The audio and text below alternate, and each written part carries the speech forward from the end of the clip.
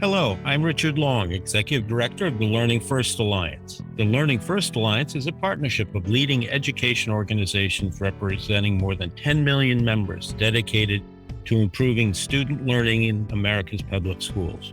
We share examples of success, encourage collaboration, and work towards the continual and long-term improvement of public education based on solid research.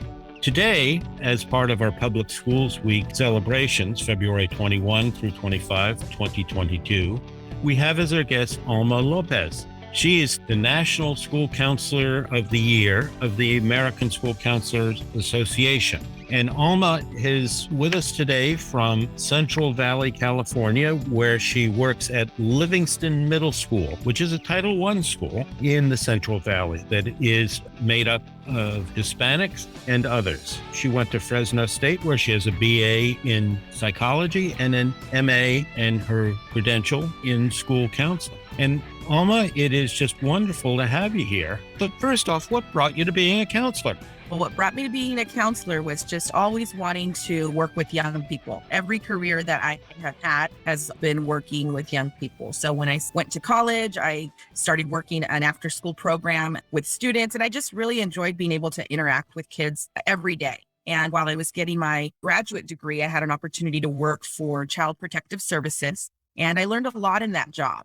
But the biggest thing I learned was I wanted to see students every day. I wanted to be able to follow up with them and kind of see, how'd your tests go? Or how'd that game go? Or what was that project like for you? And so I really found myself in a place during my graduate work, knowing that I wanted to continue to work with young people.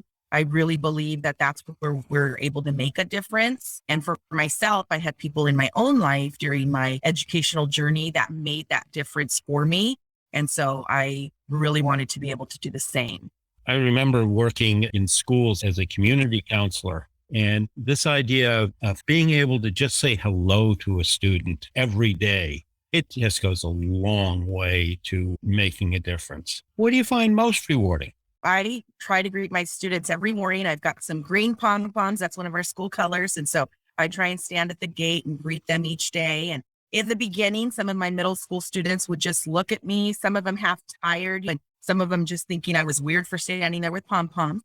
But as the year progressed, and as every year progresses, I get more and more students that will say hello back or greet me in their own language. Hola, buenos días, maestra, And so I just really enjoy that day-to-day interaction with young people. And so I think that's just the best part of it. I get to help guide them through that situation or through that journey that they're on and be a part of their lives, and being able to help other people. That fills my own bucket, if you will, right? I feel good when I can help others. Well, I get the feeling that just with your energy level, the kids are getting a sense of what's possible, which is incredibly valuable. We've been in this pandemic now for a couple of years, more or less. How has it changed what schools need to do to help children?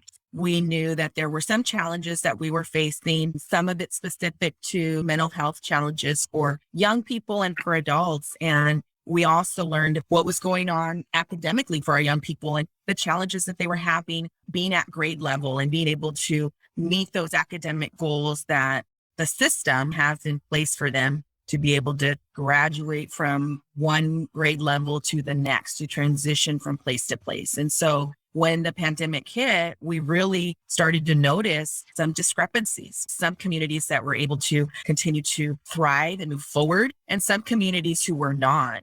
And so we started to notice what were the challenges that we had and what resources maybe were available in some communities and not in other communities. And really, in the area of mental health, I think is something that I saw a lot of challenges in my own community. We experienced a lot of loss. And I mean that in every sense of the word. So we had, just like the nation, we had families who were losing their jobs and unable to work. And so there was a loss of income. For many, there was a loss of housing then. There was a loss of being able to bring food to the table. And then literally there was a loss of life. So we experienced all of that in my community as well.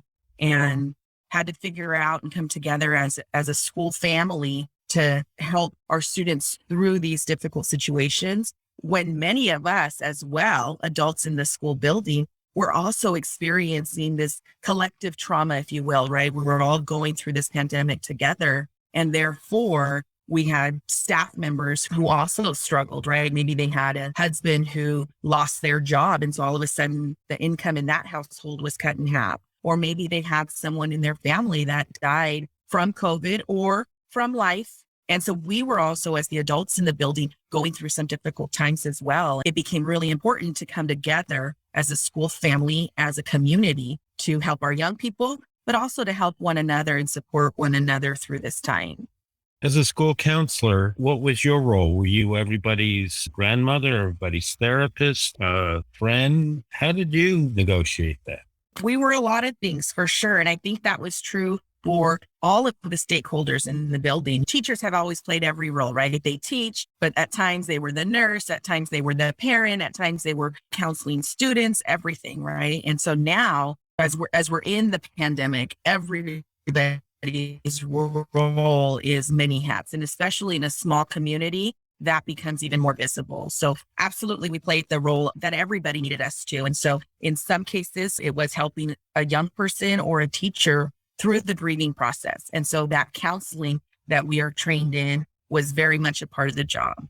But also we had an opportunity to be a leader and to help our leadership teams in planning for the return to the school building. So we met with our principals, we met with our leadership team, we met with different stakeholders to talk about what this might look like for our students. One of the things that I'm really proud of is that we did come together and create opportunities for the different stakeholder groups to come together. So last year, when the school building closed throughout the nation, right, our team came together and we continued to offer on a weekly basis a virtual space for our stakeholders to meet. And so we had an elementary school age Google Meet for kiddos to just come and talk and share. And they would. And we saw many puppies and kitties and pets on the meets. We had a space for our middle school students to also join us, where they talked about what it was like to be home with brothers and sisters every day, all day long, and those challenges. And then we had a space for our caregivers. So parents were able to join in, ask questions, wonder about everything that was happening as we were going through it together, and continue to. And then also for our staff to be able to say, hey, this is going on in my virtual class, or I don't know how to do this. Does anybody have an idea? And or share some of those challenges that they were going through themselves personally. And so I was really proud of our team and our district for fully supporting these activities on a weekly basis. And school closed, I think it was March 19th of 2019. And we did that through the end of the school year. But then our superintendent supported our team in continuing that through summer. So even though school was out, we still had this time that students, staff, caregivers, anybody who wanted to could jump in at a scheduled time to have a conversation with us. And then now, as we're back in the building, we've continued those meets. We've just done so for the kids in the building. It's now in person. And then for our caregiver community and our teacher community, we're doing it every 2 weeks. So we've adjusted as we've needed to. This year, we're emphasizing on Public Schools Week, creating safe, equitable, engaging schools. And one of the points that you actually have just highlighted is that all of these things are interdependent, that the growth and the learning is a function of engagement and equitability and reaching out to what folks need.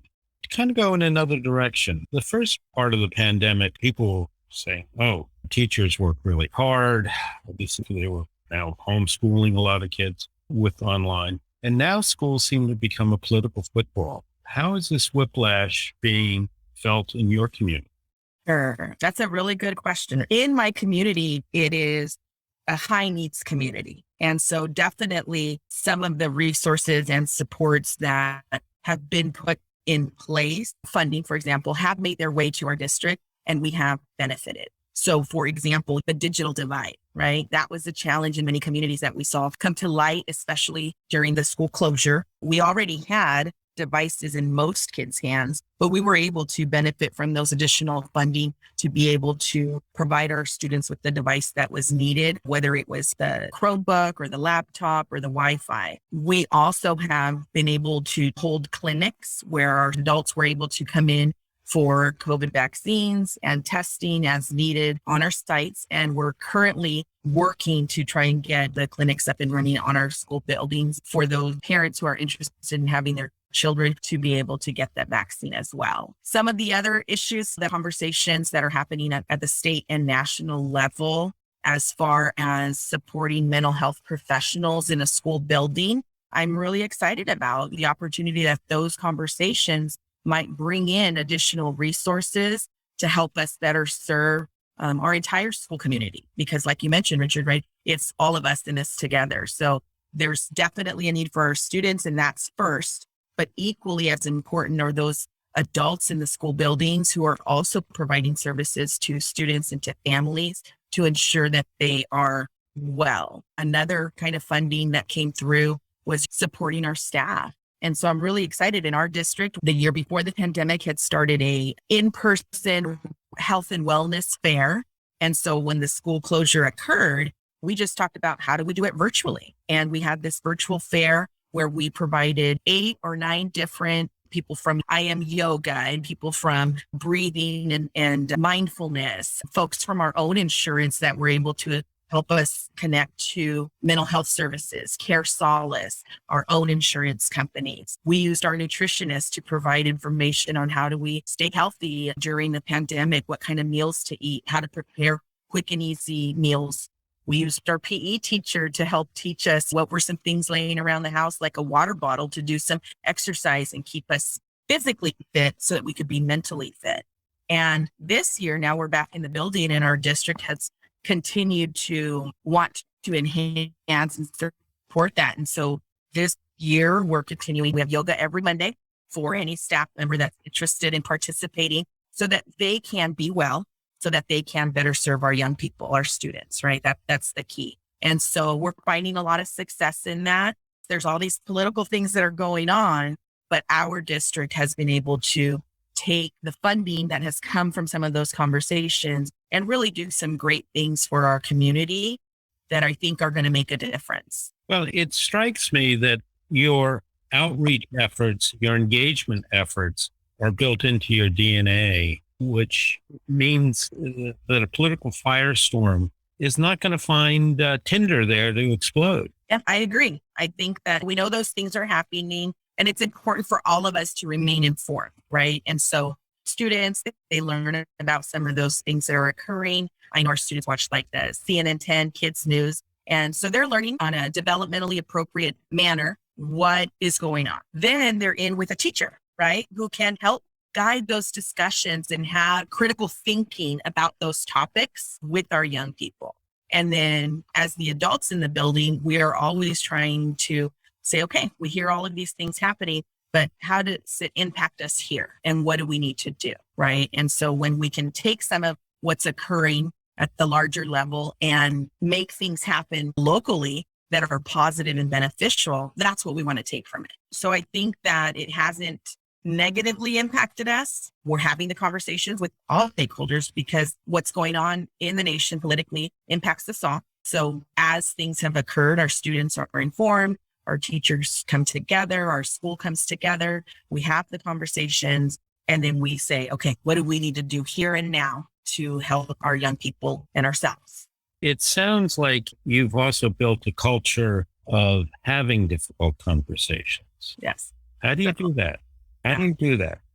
Well, I think that it starts with each one of us, right? So for me as a school counselor, I'm constantly asking myself and I'm asking my peers, what could I do to better serve you? And I really want to hear that constructive feedback because I really want to try and be the best for my students, the best for my staff. And I think it starts there personally first, you yourself, but then it's also your leadership. And so we've had an amazing, leadership team that asks those difficult questions and is working hard to try and help our students. As you mentioned at the top of our conversation, we're a Title I school. And so with that, we have some pieces of information, right, that we know that our student needs are high. We know that. So we need to move past that, right? We don't need to try and find blame in anyone. What we need to try and do is find people who can help have those difficult conversations that are necessary to get us one step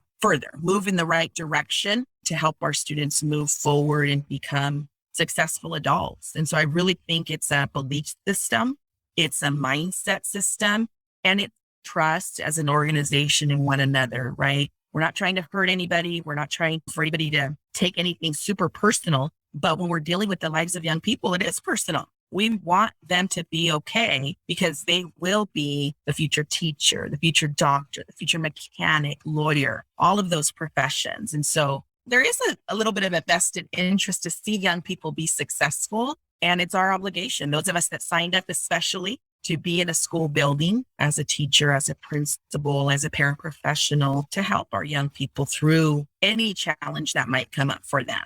Alma Lopez, I can see why you're the National Counselor of the Year. You are at heart a counselor, an educator, and a leader. I think what you're talking about here is about a lot of intentional work that we all need to take heart from, that we can make a difference with our kids, even in these difficult times. So in summary, what would you like to leave with us? Well, you know what? You helped me get there, Richard. I think it's that word intentionality. If we are intentional with our thoughts, with our beliefs, and then with our actions, then we absolutely can make a difference in this world. And I think that as an educator and specifically as a school counselor, that's why I came into this work, is I wanted to be able to make a difference. And so I've learned that being intentional has results that allow us to make that difference in our school building, in our community, and hopefully in our society. Being able to be part of these kinds of conversations with you and with your organization, I think also really help continue to deliver that message that school counselors in every building are essential. We heard that a lot in this pandemic, and I think it's true. We are an essential part of the fabric that makes up the school because we are helping young people with their academic achievement, with their social emotional development, and with their college and career readiness, right? With their future. Well, thank you for your time today. I look forward to working with you again on Public School Week activities, including you being on our panel of exemplars. And that should be fun. I think you will enjoy it. And again, thank you so much, Richard.